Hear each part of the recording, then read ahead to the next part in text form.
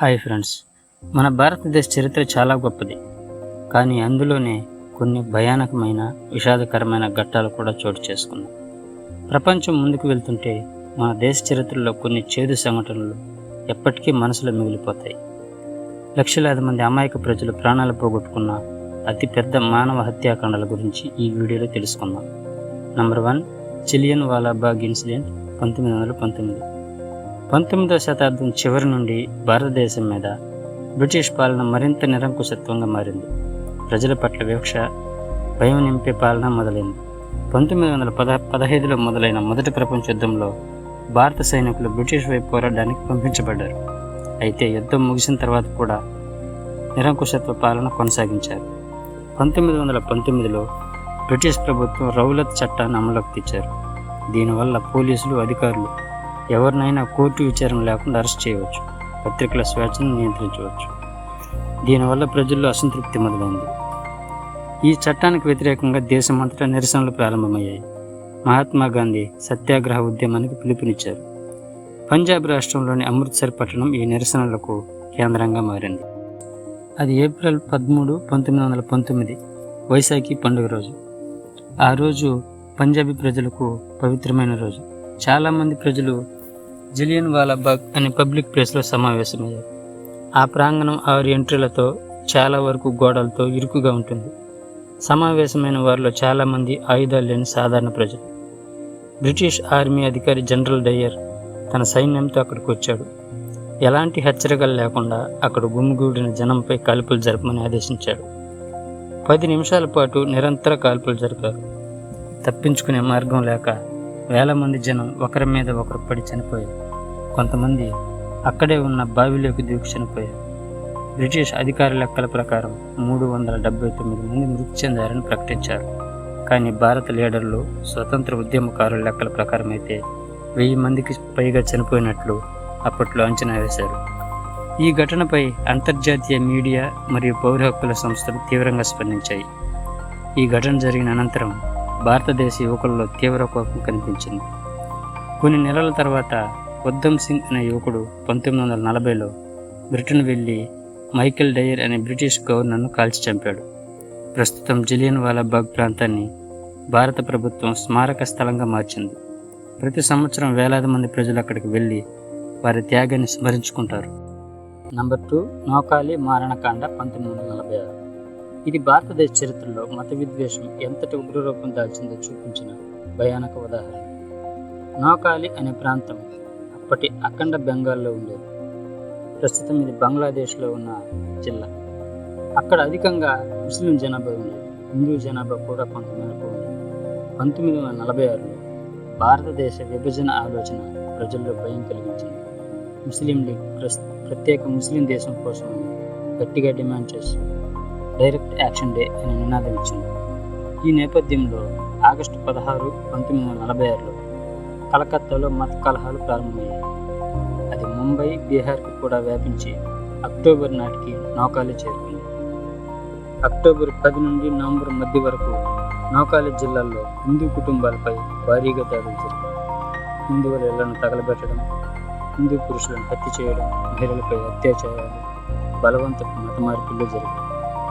అనధికారికంగా 2000 మంది హిందువులు చంపబడ్డారని తెలుస్తోంది.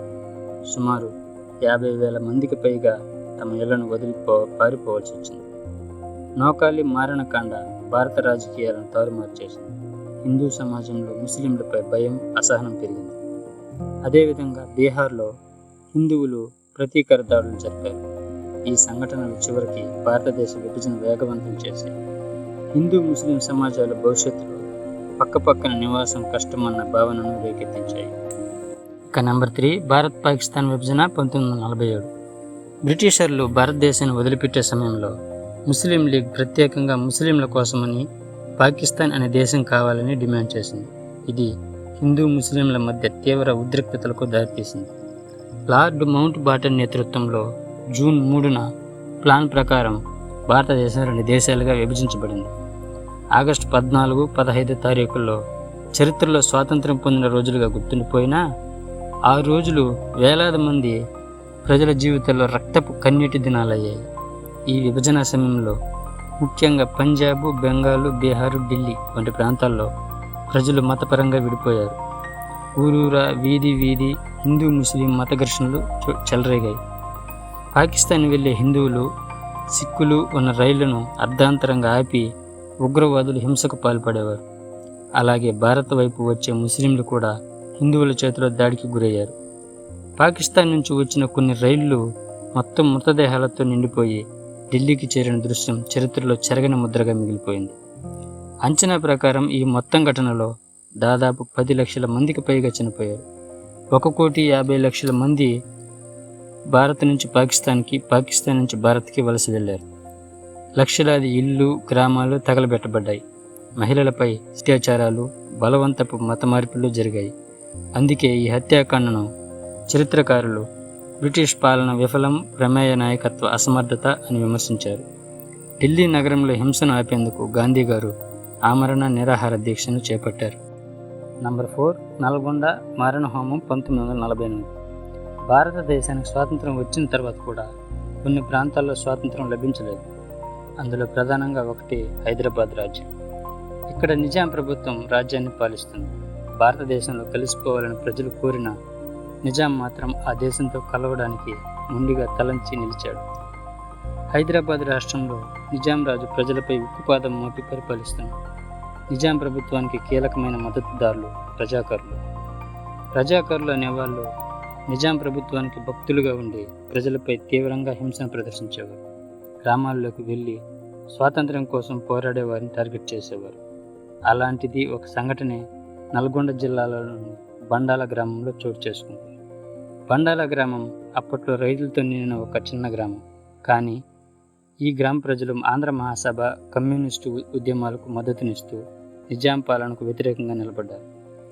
అందుకే నిజాం సైన్యం రజాకారులను ఈ గ్రామానికి లక్ష్యంగా పంపించింది. 1948 సెప్టెంబర్ నెలలో బండాల గ్రామం మీద రజాకారుల ఆక్రమణ ప్రారంభించారు. వారు రావడం మొదలయ్యే లోపే చాలామంది గ్రామస్తులు వదిలిపెట్టి వెళ్ళిపోయారు. కానీ కొంతమంది ఊరి పెద్దలు, మహిళలు, పిల్లలు మాత్రం బయటికి వెళ్ళలేక అక్కడే ఉండిపోయారు. రజాకారులు ఆగ్రహంతో గ్రామంలోకి ప్రవేశించి ఇళ్లను తగలబెట్టారు.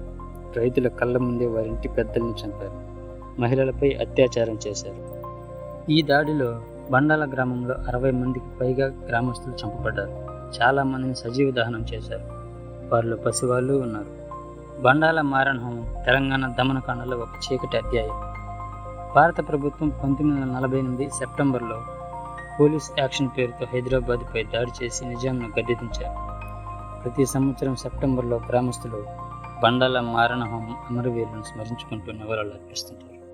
నంబర్ 5, నెల్లూరు జిల్లా చిలకలూరుపేట హత్యాకాండం. చిలకలూరుపేట ప్రస్తుతం ఇది గుంటూరు జిల్లాలో ఉన్న అప్పట్లో నెల్లూరు జిల్లాలో ఉండేది. ఈ ప్రాంతం వ్యవసాయం, సామాన్య జీవితంతో నడిచే గ్రామాలు కలిగిన మండలం. కానీ 1960ల ప్రారంభంలో ఈ ప్రాంతంలో ఓ తీవ్ర సామాజిక సమస్య ముదిరి ఓ దారుణ ఘట్టానికి దారితీసింది. ఆ కాలంలో గ్రామాల్లో కుల భేదాలు బలంగా ఉండేవి. అగ్ర కులాల వారు గ్రామాలను పాలిస్తే అణచివేయబడిన కులాల వారు సమానత్వం కోసం పోరాడుతున్నారు. కానీ కొన్ని వర్గాల ప్రజలకు ఇది ఆమోదయోగ్యంగా అనిపించలేదు. ఒకరోజు చిలకలూరుపేట పరిసర గ్రామాల్లో ఒక సాయుధ గుంపు గ్రామంలోకి వచ్చి ఇళ్లను తగలబెట్టారు. పిల్లలను, మహిళలను దాడి చేశారు. ఈ ఘోరమైన దాడిలో 200 మందికి పైగా ప్రాణాలు కోల్పోయారు. చాలామందిని బహిరంగంగా చంపారు. మరి కొంతమందిని బంధించి కొట్టి చంపారు. ఈ ఘటన స్థానికంగా చిలకలూరుపేట మారణహోమంగా కలకలం రేపింది.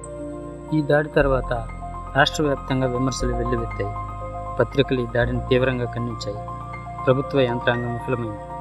దాడిలో పాలు పంచుకున్న వారు రాజకీయంగా బలం కలిగిన వర్గాలకు చెందిన వారు కాగా వారిలో చాలామందికి శిక్షలు పడలేదు.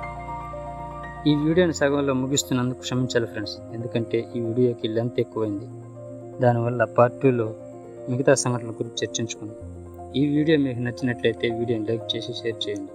అలాగే మా ఛానల్ని సబ్స్క్రైబ్ చేయండి. జై హింద్.